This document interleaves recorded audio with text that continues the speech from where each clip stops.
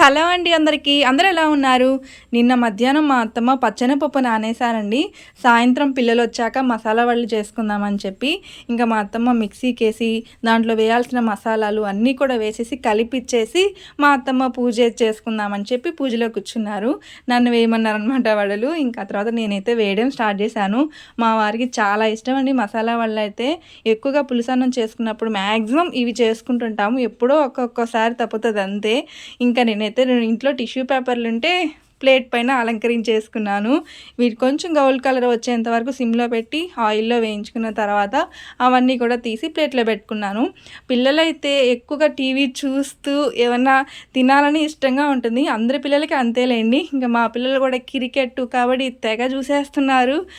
మామూలుగా కాదు. ఇంకా వాళ్ళైతే కబడ్డీ చూస్తూ టీవీ చూస్తూ అలాగా అయితే వాళ్ళు తిన్నారు. ఈ వీడియో మీకు నచ్చినట్టయితే ప్లీజ్ లైక్ చేయండి, సబ్స్క్రైబ్. బాయ్.